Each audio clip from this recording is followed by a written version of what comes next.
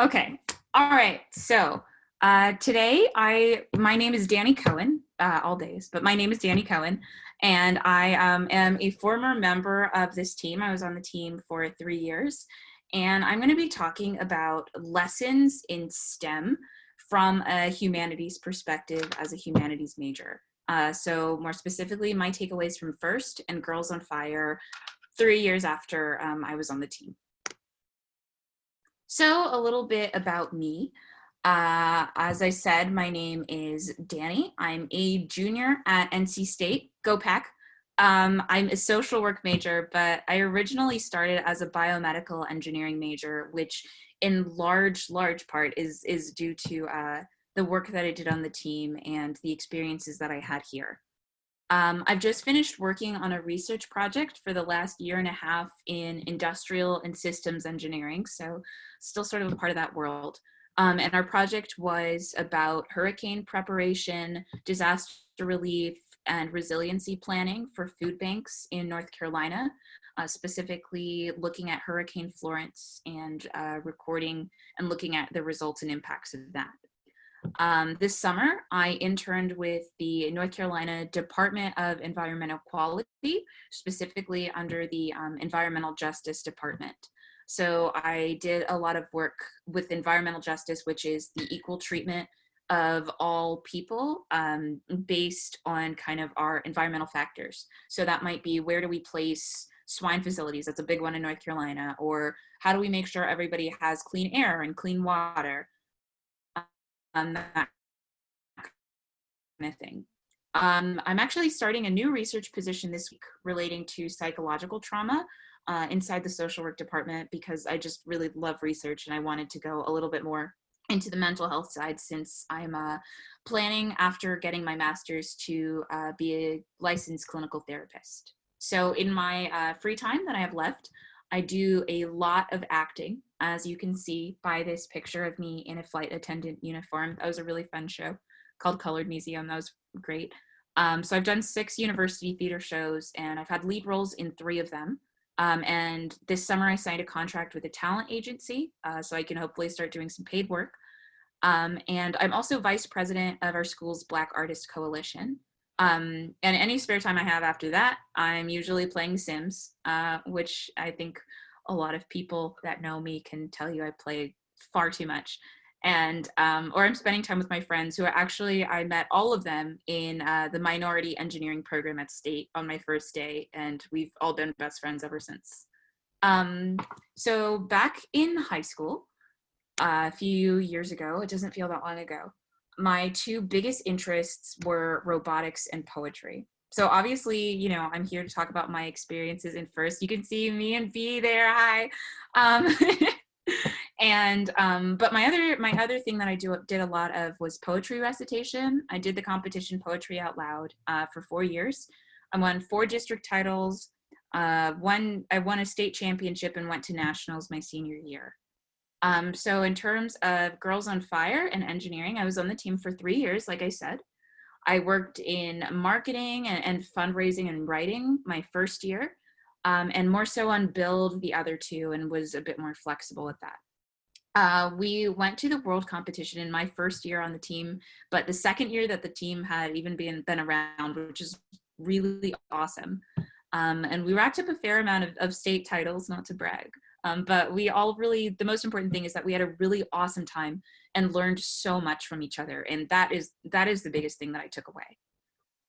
So today, the kind of lessons that I want to talk about from FIRST are three big things. The first is confidence in your own competence, which is having a belief that you can do things and trusting your abilities, even if you've never done something before.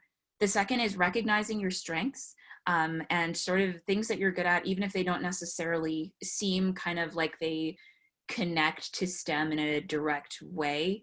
I bet they do. And it's just about kind of recognizing what those are and how those fit in. And third is just embracing the struggle, realizing that things are hard and it's okay for things to be hard. It's okay to ask for questions and learning to be patient with yourself. Okay. So the first thing I want to talk about is confidence in your competence. as an idea. So when I started on this team, I had never ever worked with tools. I had no experience with designs or robotics. Like I hadn't even hung up a picture. Um, and while I wasn't the only new member on the team, I was really scared to get involved on the robot because I had no prior experience.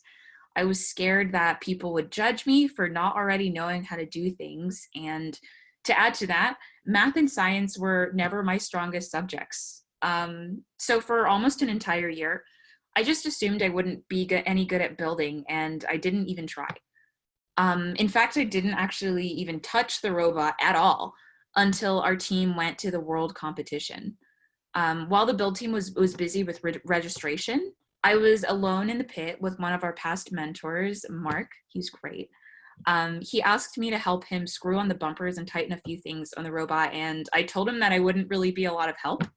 But he handed me a screwdriver and patiently showed me how to do it, even though I asked like 100 questions. I eventually got the hang of it and had a lot more fun than I thought I would have. And it might seem like something really small, just attaching the bumpers, but that was the reason that I decided to join the build team the next year and try something that I had never tried. So over the next few years on my team, I became more comfortable with the building process. And if I'm honest, I was never the best builder on the team, and that's okay because I made really real and important contributions, and I learned so much, and I'm really proud of what I did.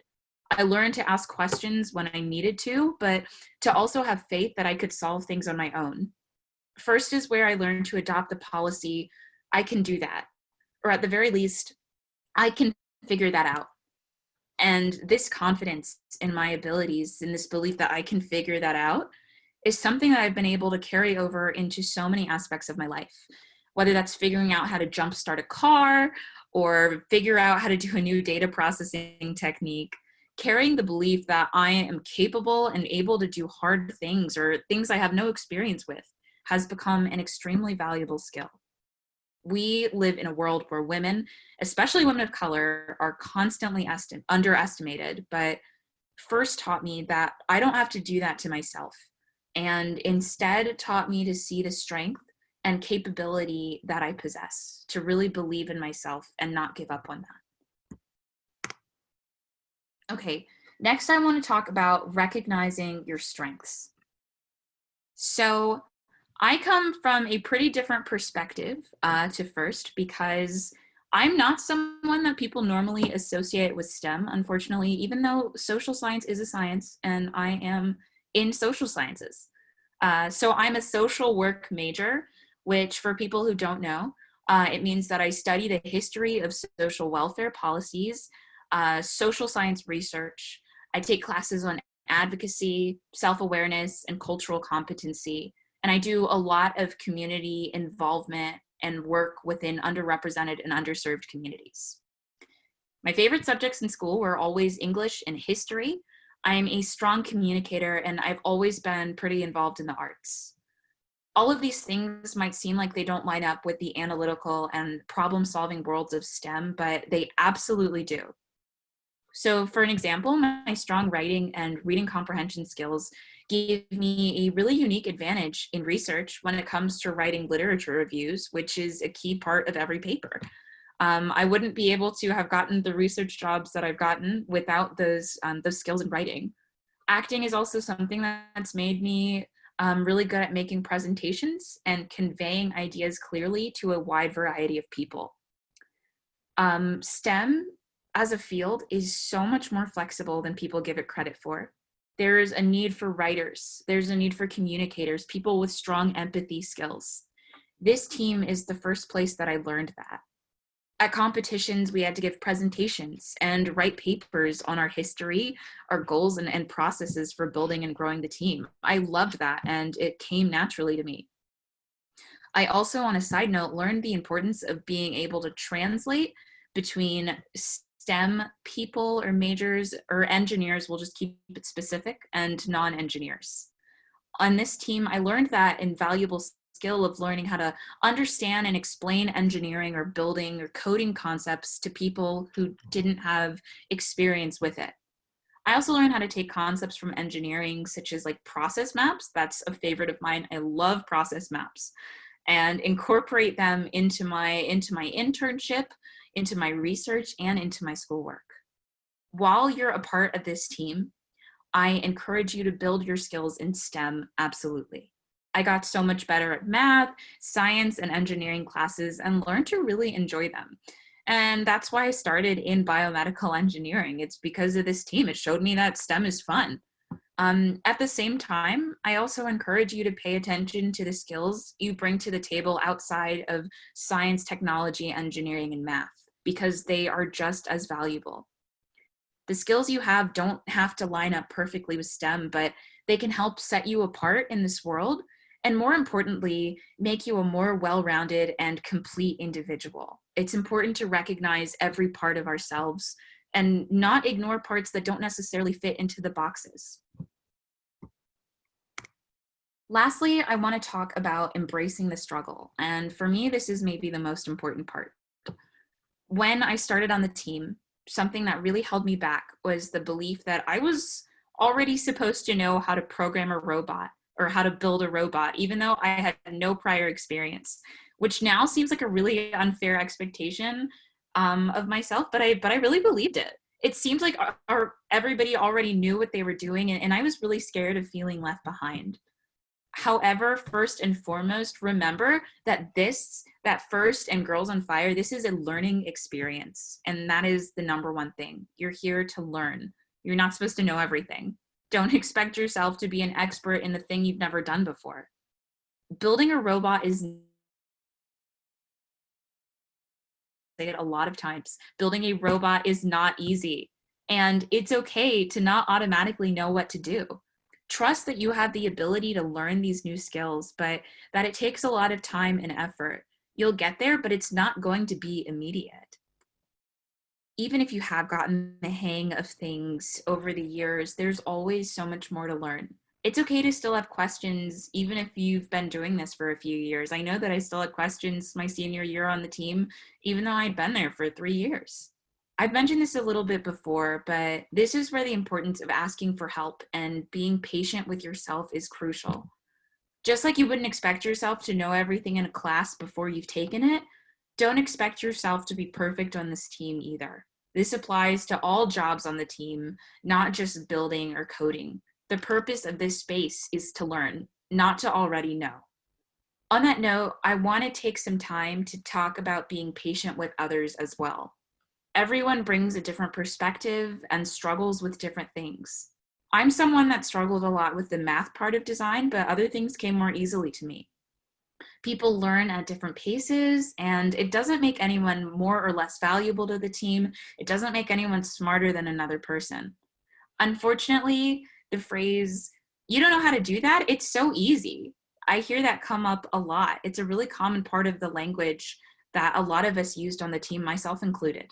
This kind of talk makes it really hard to create a space where it's okay to ask questions and learn at your own pace. It puts people down and can be very hurtful, even if that's not what we mean to do, and it's not what we mean to do. Instead of saying, "this is so easy," I encourage everyone to respond to questions from your teammates with, "I know you can do this," because we should try and build each other up and be patient with ourselves and others.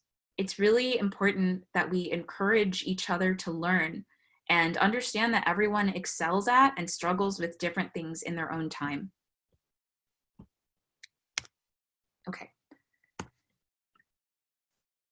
In my time with Girls on Fire, the most rewarding things that I gained were not awards and titles.